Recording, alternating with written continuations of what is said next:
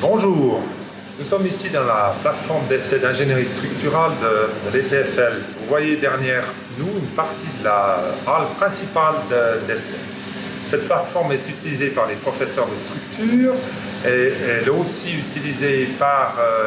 ouverte aux professeurs et aux utilisateurs de l'EPFL et aussi à l'industrie. Les chercheurs qui viennent faire des essais ici ont l'appui de notre équipe technique, d'ingénieurs et de techniciens hautement qualifiés. Vous apercevez beaucoup de poutres et de colonnes en acier, car nous avons un système qui est en fait une sorte de mécano, et cela nous permet donc de pouvoir nous adapter aux différents types, tailles des éprouvettes et aussi aux différents types de charges à appliquer.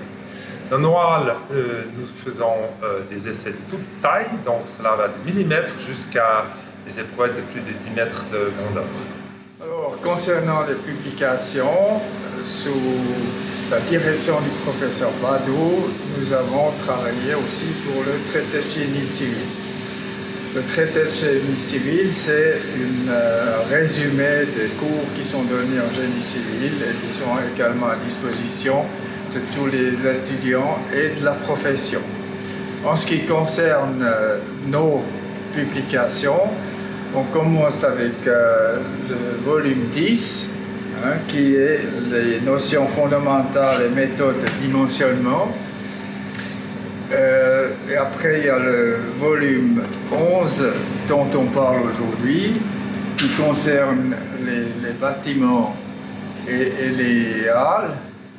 Et finalement, il y a le 12 qui concerne les ponts en acier. Ces livres existent aussi dans différentes langues. Par exemple, le 10 existe en français et en allemand. Le 11 actuellement est en français, mais la nouvelle version vient de sortir. Et c'est aussi en fait le sujet de notre interview d'aujourd'hui.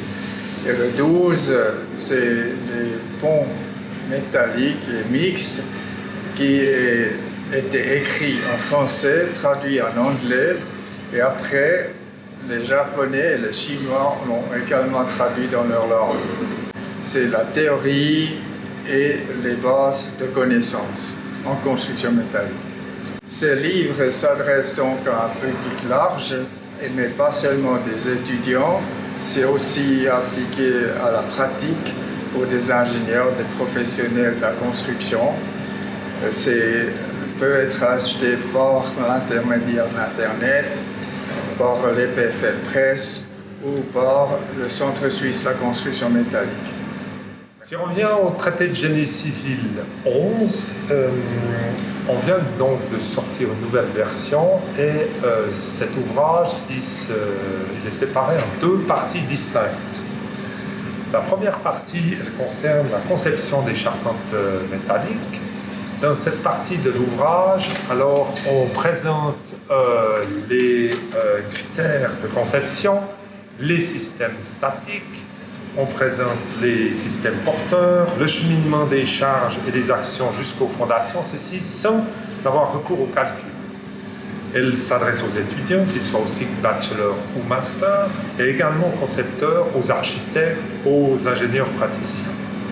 Elle permet de bien démarrer un avant-projet, de justifier les choix d'un système structural, d'estimer les dimensions des éléments de structure et de choisir des types d'assemblage. La seconde partie est consacrée aux principes et méthodes de dimensionnement. Elle présente les méthodes, comment les utiliser pour dimensionner dans le respect des normes suisses et européennes. Elle est organisée pour traiter séparément les différents éléments d'une structure et de ses assemblages, comme par exemple les façades, les planchers, les poutres, et aussi ensuite les angles de cadre, etc. Il y a aussi d'autres chapitres qui, eux, sont consacrés aux structures dans leur totalité, comme par exemple pour le dimensionnement, la stabilité des halles et des bâtiments. Cette deuxième partie est assortie de nombreux exemples numériques, elle est richement illustrée et tous les exemples numériques ont été refaits pour être en accord avec les dernières versions des normes. Michel Crisinel et moi-même souhaitent te féliciter pour le super travail que tu as fait à adapter la version 11 du TGC aux nouvelles normes et aussi à vérifier tous les exemples numériques. Et merci beaucoup et je suis sûr que les ingénieurs de la pratique vont aussi te remercier. Merci pour ce bouquin. Merci beaucoup Manfred. Une bonne partie du bouquin reste la base que vous avez créée, mais effectivement j'ai fait de mon mieux pour améliorer et mettre à jour ce qu'il fallait.